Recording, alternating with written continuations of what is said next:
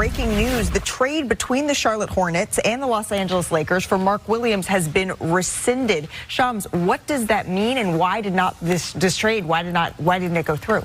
Malika, sources tell me that the Lakers have failed Mark Williams on his physical exam. I'm told they found multiple issues in that exam, and it's about the extent of the injury of what they got and what they found. And in that exam, clearly they found some issues, and people have talked about his back being an issue.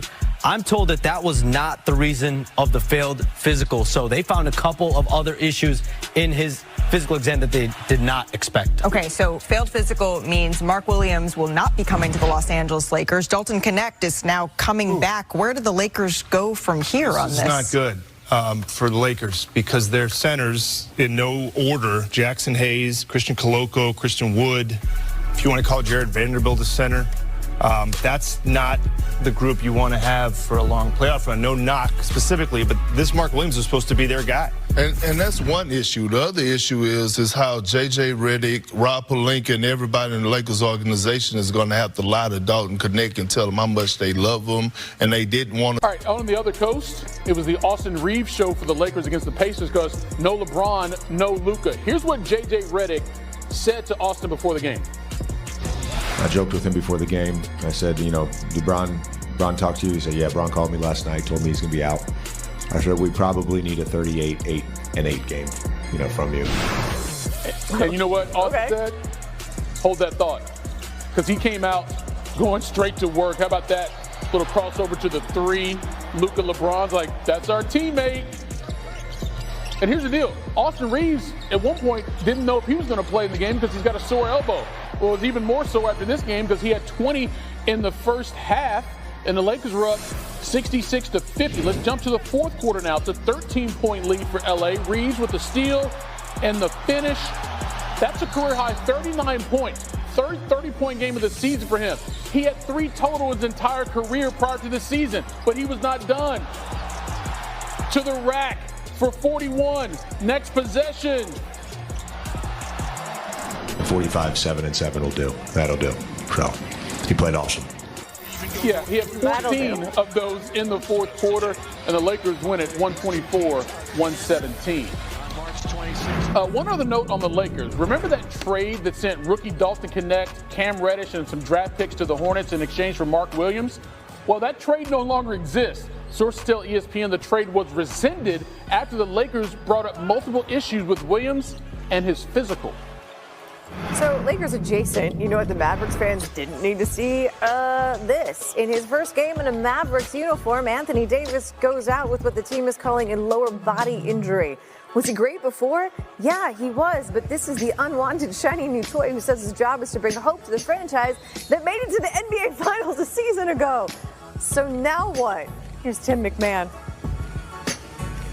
Anthony Davis rocked the rim for his 4th bucket in his first 4+ minutes in a Mavericks uniform, chest bumped a couple of teammates, waved his arms to work the crowd into a frenzy, and pointed at the American Airlines Center court before delivering a message. "I'm here," AD shouted. He understands how devastated Dallas fans are by losing Luka Doncic in the trade with the Lakers. 1,000 or so people protested outside the arena before Saturday afternoon's game. Many calling for Mavs GM Nico Harrison be fired. Davis welcomed himself to Dallas with a dominant performance, calling it, quote, a friendly little reminder of who Anthony Davis is.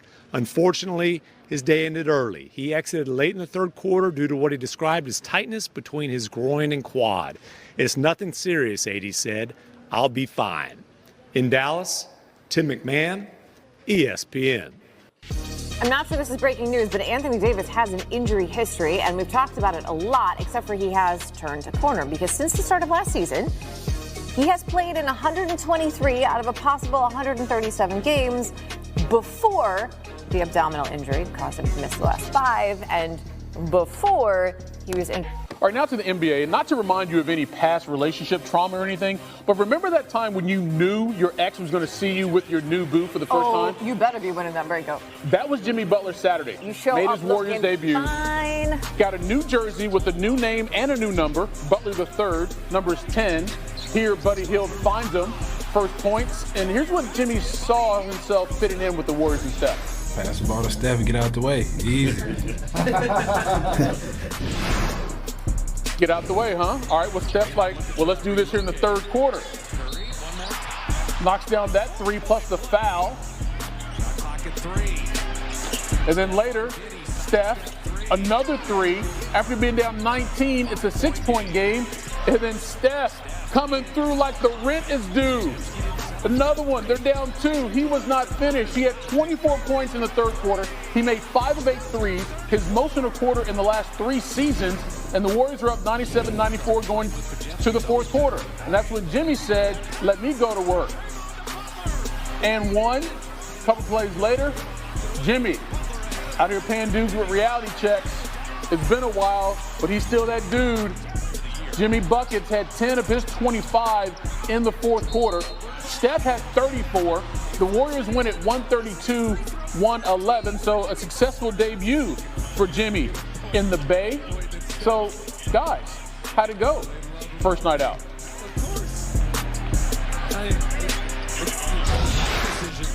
They say opposites attract in a lot of ways in life, and I don't think I could be a better complement to him and vice versa, in the sense that they're not leaving him ever.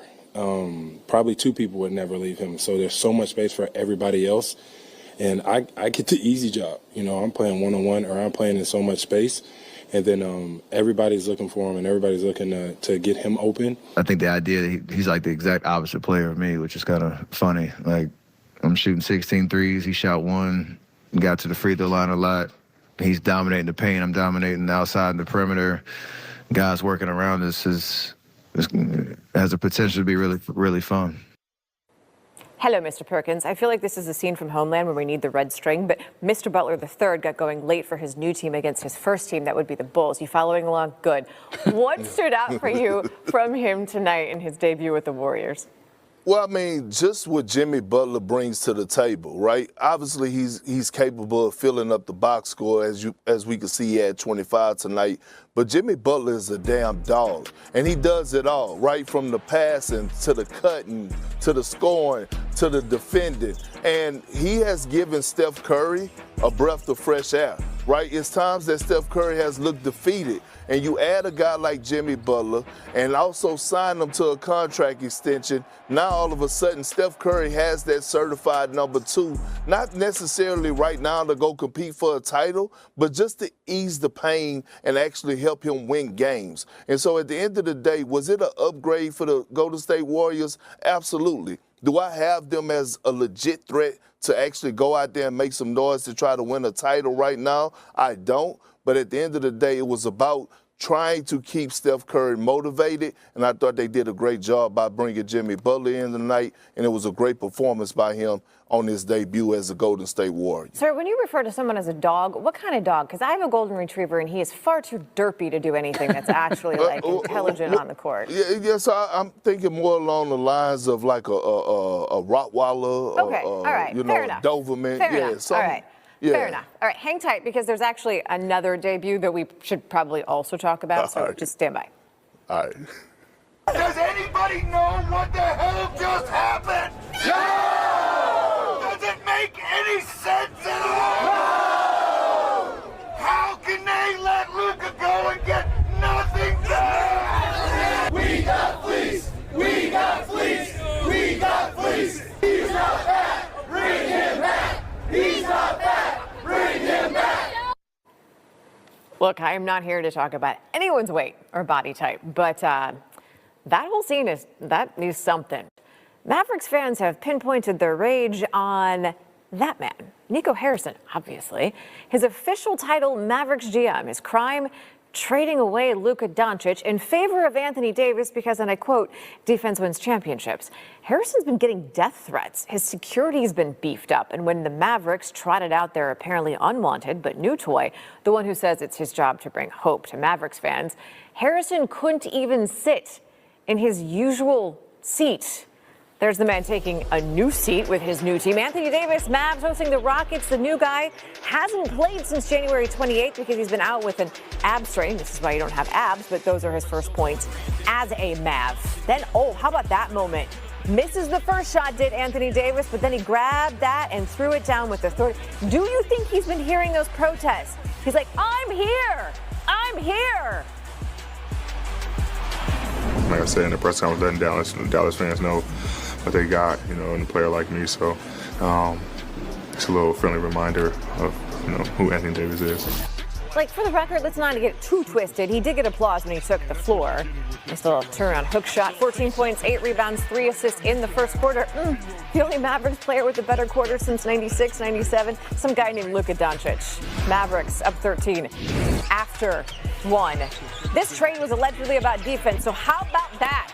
Jalen Green driving inside, rejected by AD. And then a little bit later in the quarter, Kyrie, nice little lob to AD. First player with 20 points, 10 rebounds, 5 assists, and 3 blocks and a half since 97-98. The Mavs, their lead was comfortable, up 17 at the break. Rockets went on a bit of a run in the third, but the real issue is that Davis attempting to steal, and then you see the clutching of the groin. The team's going to call it a lower body injury, and that would do it. Davis left the game, did not return. 26 points, 16 rebounds, 7 assists, and 3 blocks. The Mavericks win, but what about AD's next game? Leg got tight, like a little spasm. Just came back to try to get it loose and everything. Obviously dealing with the ab, strain still, but it's nothing, serious. I'm fine. How motivated would you say you were coming into this game? Very, very motivated. Honestly, this is still fresh. It's like, a divorce, right? From both sides. So it takes time. I'm not saying, it's going to go away in one day, but, we keep stacking days as a unit, continuously getting better one day at a time and getting wins and, just let it take over from there. All right, so Big Perk still kicking it with us here on SportsCenter. Anthony Davis seems confident, what we heard, that the injury won't be a big deal, but the way he was playing before that injury was a big deal. When you saw the way he played and considering everything that had gone on, what stood out to you? Well, Eves, look, let me pull this one. I need to see you and we need to have a conversation. All right. So here's the thing. It pisses me off listening to those idiots outside the arena. Are they mad because Luka got traded? Is Luka an international superstar? Absolutely. But the Dallas Mavericks, Nico, did not trade Luka for nobody. They didn't trade him and get back me. They got back Anthony Davis. They got back an all-NBA player. They got a top power forward in the game today, right under Giannis Antetokounmpo. They got a guy that's that's going to be a front runner for Defensive Player of the Year. And you got arguably the most skilled power forward to ever play the game, now actually playing the power forward position. And you was able to keep Gafford and Lively. What we saw today out of Anthony Davis, I called him Baskin and Robbins because he gave you all different flavors. If you wanted the points, he gave you buckets. If you wanted the rebounds, he had 16 of those, 7 assists. And the beautiful thing, the one play that stood out was the first play of the game when he had that lob pass, big-to-big pass to Daniel Gafford, because it took me back to when the Lakers when they won the championship and AD had JaVale McGee and Dwight Howard. I used to see that all the time with that big-to-big passing. So the Mavs fans actually need to keep a cool booty because Anthony Davis is like that. Jay Kidd was actually on that roster with the Los Angeles Lakers when they won the championship. And AD is just getting started. Listen, this team is dangerous. The rest of the Western Conference is scared, and the rest of the NBA knows how dangerous this Dallas Maverick team is going to be. And they won this game tonight, and Kyrie Irving ain't even play well. Sometimes when there's a breakup, you don't realize you shouldn't have been with that person in the first place. Someone else had to tell you, and then later you get like, because it's broken. See, there was a reason. Oh, by the way, the Mavs. Breaking news in the NBA, the Los Angeles Lakers have officially rescinded their trade for Charlotte Hornets center Mark Williams after the big man failed his physical. This unexpected twist leaves the Lakers scrambling for answers while the Hornets welcome back a player they had already parted ways with. What does this mean for both teams? Let's break it all down. This deal was supposed to be a game changer for the Lakers. They had agreed to send rookie Dalton Knecht, Cam Reddish, a 2030 first-round pick swap, and an unprotected 2031 first-round pick to Charlotte in exchange for Mark Williams. The 23-year-old center was expected to bring defensive toughness and vertical spacing alongside newly acquired superstar Luka Doncic. But just when it seemed like the Lakers had their missing piece, the deal was called off. According to reports, multiple issues surfaced in Williams' physical, forcing the Lakers to rescind the trade. As a result, Williams returns to the Hornets, while Knecht, Reddish, and the Lakers' draft picks revert back to Los Angeles. Mark Williams' health has been a growing concern. This season, he's played in just 23 games due to a foot injury. Last season, a lingering back issue limited him to only 19 games. However, reports indicate that his failed physical was unrelated to his previous back problems. For the Lakers, this was simply too much risk. A failed physical isn't just about current injuries, it's about long-term reliability. With championship aspirations, the Lakers couldn't afford to take a gamble on a player whose medical history raised too many questions. The Hornets have publicly welcomed Williams back with open arms. In a statement, the team expressed their excitement about retaining a player they had once considered expendable. Their official release reads, "We are excited to welcome Mark back to our Hornets organization. After the other team aggressively pursued Mark, we made the difficult decision to move him. We have always held great respect for Mark's talent, work ethic, and character. His return strengthens our team, and we look forward to the impact he will make on and off the court." While the team's words are optimistic, the reality is far more complex. Charlotte was willing to trade Williams for a reason, and now, they must reintegrate a player they were ready to move on from. For the Lakers, the failed trade leaves a gaping hole at center. Mark Williams was expected to be their rim protector and lob threat for Doncic, who thrives in a pick-and-roll system. Now, the Lakers must turn to the buyout market for solutions. Some potential options include Mo Bamba, recently waived by the Utah Jazz. He has size and shooting ability but lacks defensive consistency. Kelly Olynyk, traded to New Orleans, but could become available if the Pelicans decide to part ways with him. Daniel Theis, a solid veteran big man who was recently let go after a trade to Oklahoma City. While these players bring experience, none of them possess the defensive presence or upside that Williams would have offered. The Lakers' decision to back out of the trade has divided the fanbase. While some applaud the front office for avoiding a bad investment, others are frustrated by another missed opportunity. Here's what fans are saying. User at Lakers Forever, dodged a bullet. No point trading for an injury-prone center. User at Burial Talk, Williams was exactly what we needed. Now what? Another wasted season? The uncertainty surrounding the team's next move has left many questioning whether the Lakers will be able to build a championship-caliber roster this season. Despite the disappointment, this failed trade isn't all bad news for the Lakers. By rescinding the deal, they retained Dalton Knecht, a promising young wing, as well as their valuable future draft picks. These assets could be crucial in the offseason, giving the Lakers another chance to acquire a more reliable big man who fits their long-term plans. So what's next for Los Angeles? The front office has limited time to find a solution. Whether through the buyout market or a summer trade, the Lakers must act fast if they hope to build a contender around Luka Doncic. This trade reversal was an unexpected twist in the Lakers season, but it may have been the right decision in the long run. What do you think? Should the Lakers have gone through with the trade despite Williams' medical concerns? Or did they make the right call? Drop your thoughts in the comments, don't forget to like and subscribe, and stay tuned for more NBA updates.